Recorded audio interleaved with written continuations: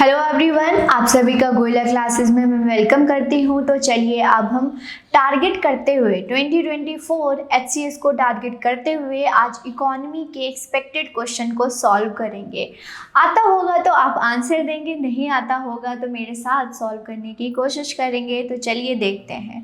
The base year in national income accounting means the year whose income is been used to calculate the nominal GDP, the year whose price are being used to calculate the nominal GDP, the year whose price are used to calculate the real GDP, and the year whose income is being calculated to real GDP। तो यहाँ पे पहले तो क्या बोला गया है, base year. Base year क्या होता है? आधार वर्ष होता है। आधार वर्ष क्या होता है कि उसके बेस से कंपैरिजन होता है कि हमने ग्रोथ किया है कि हमने ग्रोथ नहीं किया है। तो हमेशा जो बेस ईयर होता है वो रियल इनकम होता है, ये आपको मालूम होना चाहिए। ऑलवेज रियल इनकम होता है और इनकम मीन्स जीडीपी। और ये याद रखिएगा कि हम इस पर प्राइस देखते हैं, राइट। प्राइस इन्फ्लेशन या तो इंक्लूड होगा या तो एक्सक्लूड होगा। मुद्रास्फीति इंक्रीज होगा, इंक्लूड होगा या फिर वो एक्सक्लूड होगा। तो आपका आंसर स्टूडेंट हो जाता है the year whose price are be, price inflation जो है रियल जीडीपी, इन्फ्लेशन एक्सक्लूड होता है।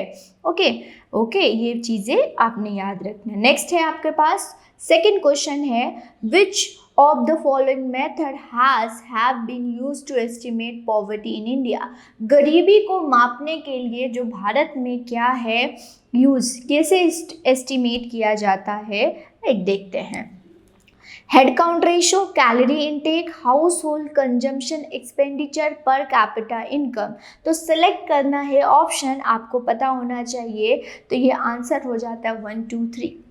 अब देखिए यहाँ पे क्या है, हेड काउंट रेशो बिल्कुल है। हेड काउंट होता है, एक पॉवर्टी गैप रेशो होता है, एक स्क्वायर पॉवर्टी गैप रेशो होता है। तो इससे कैलोरी इंटेक्स, यस बोला ही गया है लकड़ावाला अलगा कमेटी के द्वारा कि हमने क्या करना है, कैलोरीज इनटेक देखना है। मतलब कि 2400 जो है रूरल एरिया में कंज्यूम करने चाहिए और 2100 जो है अर्बन एरिया में कंज्यूम करने चाहिए। तो हम उसको पॉवर्टी नहीं बोलेंगे, राइट। उससे कम होंगे तो हम उसको गरीब बोलेंगे। इस प्रकार से हाउस होल्ड कंजम्पशन एक्सपेंडिचर, एक गौर करने वाली बात है स्टूडेंट यहाँ पे कि जब भी इंडिया में अगर हम देखें कि गरीबी मापने के लिए इनकम बेस कभी भी नहीं लिया गया है, एक्सपेंडिचर खर्चा कितना कर रहे हैं ये देखा जाता है, ना कि इनकम। तो इनकम हमेशा याद रखिएगा,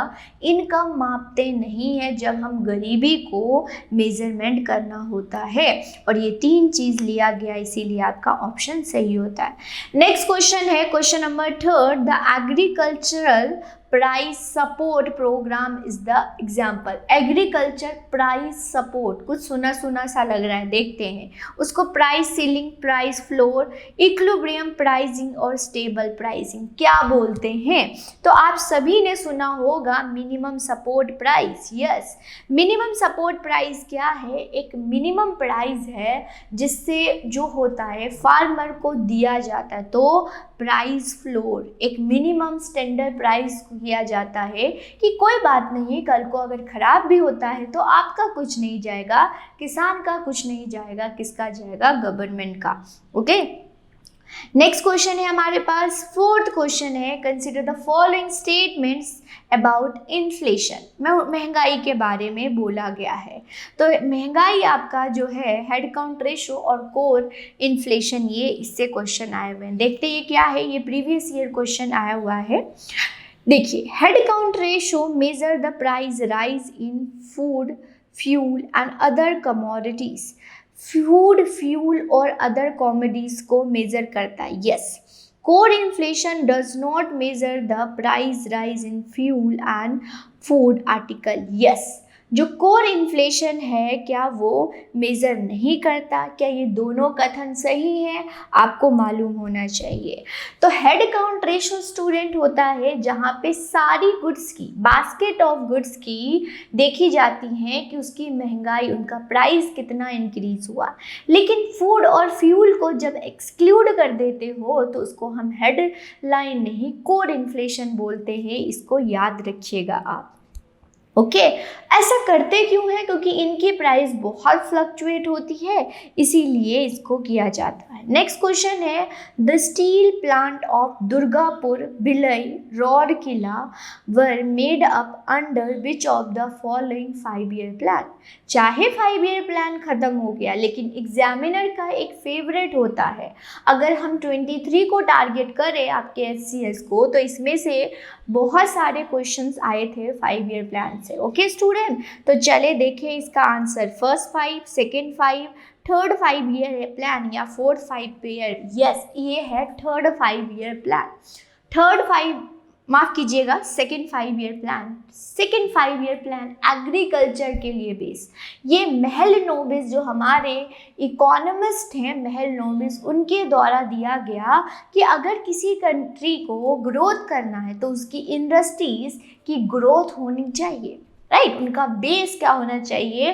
ग्रोथ होना चाहिए। स्ट्रॉन्ग इंडस्ट्रियल उन्होंने रिकमेंड किया था, वो हमारे जो हैं स्टैटिस्टिकल, फादर ऑफ स्टैटिस्टिकल हैं। ओके, ये भी याद रखिएगा। तो सेकंड दुर्गापुर, दुर्गापुर से याद रखिएगा वेस्ट बंगाल, भिलाई छत्तीसगढ़, रौरकिला उड़ीसा में ये है। ओके, सेकंड 5-year प्लान में बोला गया, जो कि महल नोबिस मॉडल के बेस था। ये इंडियन इकोनॉमिस्ट हैं हमारे। ओके तो इसी प्रकार से स्टूडेंट बहुत सारे बेसिक आपको समझना, आप अपने नई तरीके से तैयारी करना चाहते हैं तो हमारे साथ जुड़ सकते हैं। हमारे जो कोर्सेज हैं जो कि ऑप्शनल और प्लस, ऑप्शनल सेपरेट भी देंगे हम आपको और जीएस सेपरेट भी देंगे। अगर दोनों कंबाइन लेना चाहते हैं वो भी ऑप्शंस हैं। आपके सारी प्रेफरेंसेस को यहाँ पे देखा गया है। तो देखिए यहाँ पे 24,999 में आपको ऑप्शनल सारे मिलेंगे, राइट। ऑप्शनल जैसे हो गया पॉलिटी, हिस्ट्री, ज्योग्राफी और जीएस मिलेगा आपको 24,999 में। इसी प्रकार से अगर आपने कंबाइन लेना है तो 39,999 में, जो कि जीएस प्लस ऑप्शनल जो भी आपके ऑप्शनल होंगे, पॉलिटी, इकोनॉमी, हिस्ट्री, ज्योग्राफी, वो भी आपको मिलेगा। ये हमारे टेलीग्राम चैनल है, आप इसको ज़रूर ज्वाइन करें, ये आपके लिए बहुत बेनिफिशियल होगा। आज के लिए इतना ही, बट ये सफ़र जारी रहेगा। हम फिर मिलेंगे नए क्वेश्चन के साथ। बने रहे गोयला क्लासेस के साथ।